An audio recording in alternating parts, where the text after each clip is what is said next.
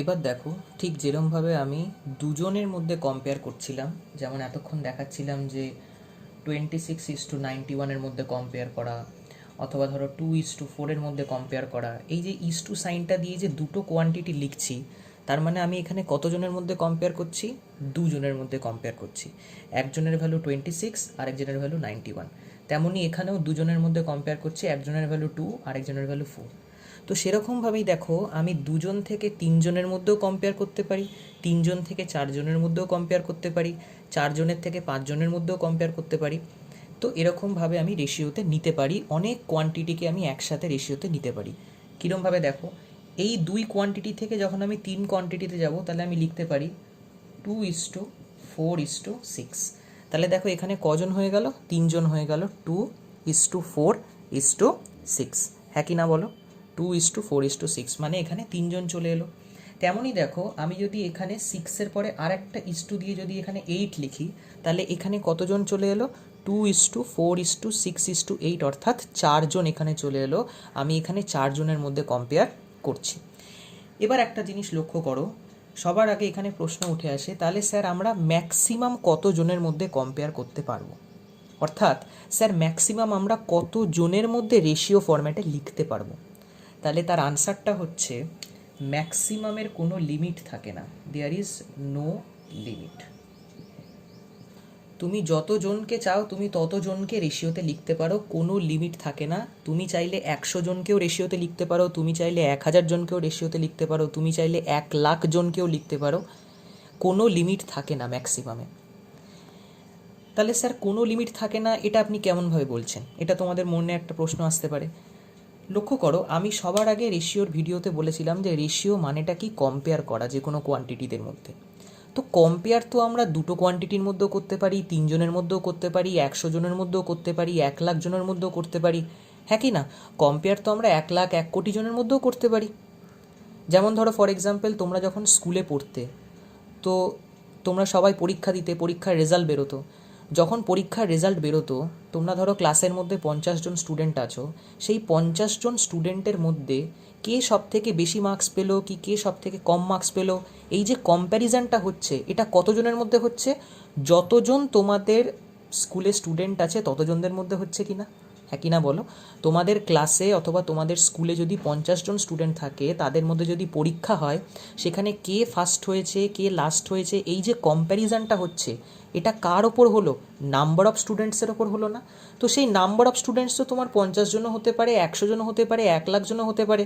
যেমন তোমরা যখন WBCS পরীক্ষা দেবে, সেখানে 2.5 লাখ ছেলেমেয়েরা অ্যাপ্লাই করে। তো সেই 2.5 লাখের মধ্যে কম্পিটিশান হবে, সেই 2.5 লাখ জনের মধ্যে কম্প্যারিজন হবে যে কে এগিয়ে আছে কে পিছিয়ে আছে, কে চাকরি পেলো কে চাকরি পেলো না। বোঝাতে পারছি আমি? তাহলে ম্যাক্সিমাম কোনো লিমিট এখানে থাকে না, যত দূর ইচ্ছা চাই তুমি নিতে পারো। নেক্সট কোশ্চেন আছে, স্যার মিনিমাম কি কোনো থাকে রেশিও প্রপোর্শনের? তাহলে হ্যাঁ, মিনিমামটা থাকে। ম্যাক্সিমামে যদিও নো লিমিট থাকে, বাট মিনিমাম রেশিওতে আমাদেরকে দুজনকে নিতেই হবে। যেমন দেখো 26:91, এটা হচ্ছে মিনিমাম, এই দুজনকে আমরা নিলাম। 2:4, এখানেও আমরা দুজনকে নিলাম, মানে মিনিমাম আমাদেরকে দুজনকে রেশিওতে লিখতেই হবে। এইবারে তোমাদের মনের মধ্যে প্রশ্ন আসবে, কেন স্যার দুজনকে লিখব?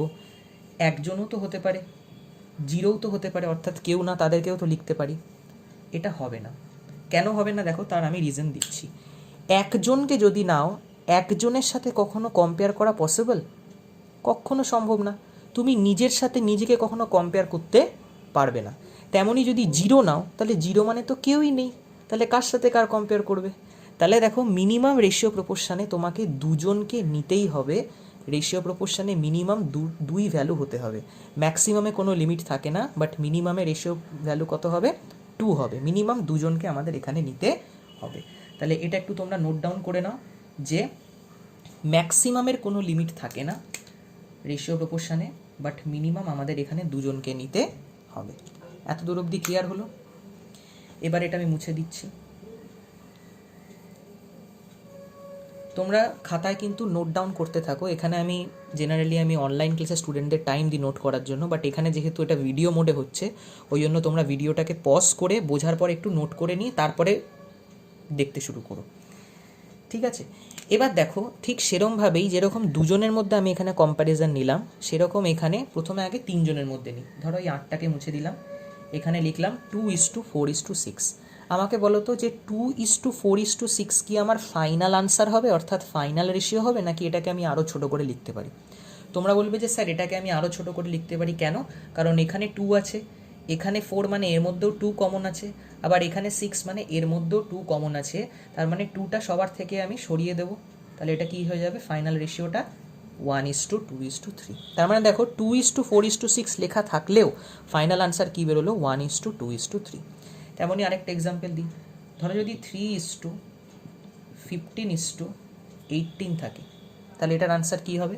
দেখো 3 এখানেও আছে, 15-এর মধ্যেও 3 কমন আছে, 18-এর মধ্যেও 3 কমন আছে, তাহলে কেটে দিই 1:5:6।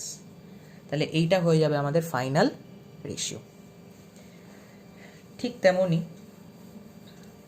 আমি যদি এখানে লিখি ধরো 8:32:64, তাহলে এটা কি হবে? দেখো ডিরেক্ট 8 দিয়ে কাটতে পারবো, 8 1 যা 8 হয়ে যাবে, 8 4 যা 32, 8 8 যা 64। এইটা হয়ে গেল আমাদের এখান থেকে ফাইনাল রেশিও। এবার দেখো আমি এইখান থেকে একটু চেঞ্জ করে তোমাদের দেখাই, যেখানে স্টুডেন্টদের কনফিউশন হয়, কনফিউশনটাকে আগে দূর করি। ধরো এখানে 8:32:64 তো লেখা আছে, ওই জন্য আমরা এখানে লিখলাম 1:4:8। কিন্তু ধরো আমি 64টাকে আমি সরিয়ে দিয়ে আমি এখানে লিখলাম 63। যদি আমি 64টা সরিয়ে দিই, যদি এখানে লিখি 63, তাহলে আমার রেশিওটা হবে কি 8:32:63। আমাকে এবার বলো তো যে এইটাই কি আমার ফাইনাল রেশিও হবে, নাকি এটাকে আমি আরও ছোট করে লিখতে পারি? এইখানে প্রচুর স্টুডেন্টদের কনফিউশন হয়। অনেক স্টুডেন্টরা বলে স্যার এইটাই হবে ফাইনাল রেশিও, আবার অনেক স্টুডেন্টরা বলে যে স্যার 8:32কে তো কেটে ছোট করা যায়, তাহলে আমরা এটাকে কেটে দিই, 8 1 যা 8, 8 4 যা 32, 63কে যেহেতু কাটা যায় না, 63 যেরম আছে সেরম থাক, তাহলে আমাদের ফাইনাল রেশিও হয়ে যাবে 1:4:63। দেখো কীরমভাবে স্টুডেন্টদের প্রবলেম হয়, এবং সেই প্রবলেমগুলোই আমি তোমাদের সাথে আলোচনা করছি, যেগুলো স্টুডেন্টদের প্রবলেম হয়। কোনটা ঠিক হবে তাহলে? তাহলে আনসার হচ্ছে এইটাকে আমরা কোনোদিনও কাটতে পারবো না, অর্থাৎ দুজনের মধ্যে কাটা গেলেও এই আনসারটা হবে না, আমাদের 1:4:63 হবে না। কেন হবে না স্যার?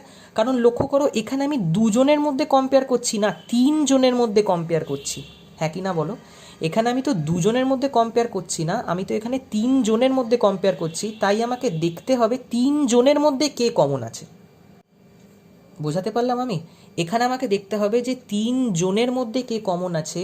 যদি 3 জনের মধ্যেই আমি কাউকে কমন পাই, তবেই আমি কেটে ছোট করব। যদি আমি দেখি যে 3 জনের মধ্যে এমন কেউ কমন নেই, তাহলে সেটাই আমার ফাইনাল আনসার হয়ে যাবে। অর্থাৎ দেখো এইখানে 8:32:63 যে লেখা আছে, এইটাই হবে আমার ফাইনাল আনসার। এটাকে আমি ছোট করে লিখতে পারবো না। 8:32:63 এইটাই হবে আমার ফাইনাল আনসার, এটাকে আমি ছোট করে কেটে লিখতে পারবো না। ক্লিয়ার হলো? 8:32:63কে তুমি 8 আর 32কে কেটে তুমি লিখতে পারো না, কেন? কারণ এখানে 3 জনের মধ্যে কম্পেয়ার করছো, সেই জন্য দেখতে হবে যে 3 জনের মধ্যে কে কমন আছে। যদি ধরো এখানে 63 না থাকতো, তাহলে আমি এখানে কেটে বলতে পারতাম যে 8:32 মানে 1:4। বাট যেহেতু এখানে 63ও আছে, ওই জন্য আমাকে দেখতে হবে যে 3 জনের মধ্যে কে কমন আছে, তবেই আমি কাটতে পারবো, না হলে আমি কাটবো না। ঠিক সেরকমই দেখো আরেকটা এক্সাম্পল দিই। ধরো আছে 11:22:61। যদি 11:22:61 থাকে, তাহলে ফাইনাল আনসার কি হবে?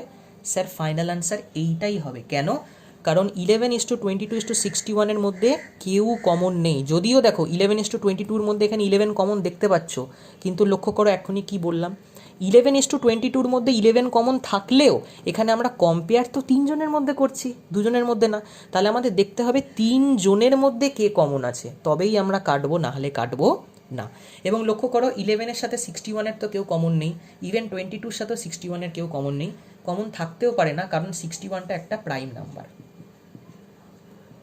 61টা একটা প্রাইম নাম্বার, প্রাইম নাম্বারের সাথে এদের কোনো কমন কিছু নেই। আরেকটা এক্সাম্পল দেখি। ধরো আমি এখানে লিখলাম 4:12:18। ভালো করে দেখো তো, 4:12:18, এখানে কে কমন আছে? বলবে স্যার 4-এর মধ্যেও 2 কমন আছে, 12-এর মধ্যেও 2 কমন আছে, 18-এর মধ্যেও 2 কমন আছে, তাহলে এটাকে আমি ছোট করে লিখতে পারি। তাহলে এটা কি হবে? 2:6:9, এটাই হবে আমার ফাইনাল আনসার। ক্লিয়ার হলো? ঠিক সেরকমভাবেই দেখো, যেরকম 3 জনের মধ্যে আমি দেখাচ্ছি ওরকমই 4 জনের মধ্যেও দেখাই। ধরো আমি এখানে নিলাম 2:4:6:8, তাহলে এটার ফাইনাল আনসার কি হবে? 1:2:3:4। সিমিলারলি আমি ধরো যদি এখানে লিখি 9:27:18:45, তাহলে লক্ষ্য করো 9:27:18:45 এর মধ্যে কে কমন আছে? 9 কমন আছে, কেটে দাও। 1:3:2:5 হবে ফাইনাল আনসার। ঠিক আছে, আর আমি যদি ধরো এখানে লিখি 9:27:18:41, ধরো 41 লিখলাম, তখন বলো তো ফাইনাল আনসার কি হবে? তখন বলবে যে স্যার ফাইনাল আনসার আমার এইটাই হবে। কেন? কারণ এখানে আমি 4 জনকে কম্পেয়ার করছি এবং 3 জনের মধ্যে 9 কমন থাকলেও 41-এর মধ্যে তো স্যার 9 কমন নেই। 41টা একটা প্রাইম নাম্বার, 41-এর মধ্যে কেউ কমন নেই। 18 41-এর মধ্যে কমন নেই। যে কোনো একজনের মধ্যে যদি একটা পেয়ারে যদি কিছু কমন না পাও, সেই রেশিওটা সেইখানেই থাকবে, ওটাকে আর কেটে ছোট করা যাবে না। কারণ কেটে আমরা ছোট তাদেরকেই করব যাদের মধ্যে আমরা সব কিছু কমন পাবো। ক্লিয়ার হলো? কেটে আমরা তাদেরকেই ছোট করব যাদের আমরা সব কিছু কমন পাবো।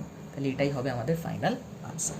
তাহলে দেখো এরমভাবে তোমরা 4টে এলিমেন্ট নিতে পারো, 5টা এলিমেন্ট নিতে পারো, 6টা এলিমেন্ট নিতে পারো, যে কটা ইচ্ছে যত তোমাদের মন চায় তত তোমরা এলিমেন্ট নিয়ে রেশিওতে লিখতে পারো। কিন্তু মিনিমাম কটা এলিমেন্ট নিতে হবে? 2টো এলিমেন্ট নিতে হবে। এত দূর অবধি ক্লিয়ার হলো? এইবারে আমরা নেক্সট থিওরিতে যাব।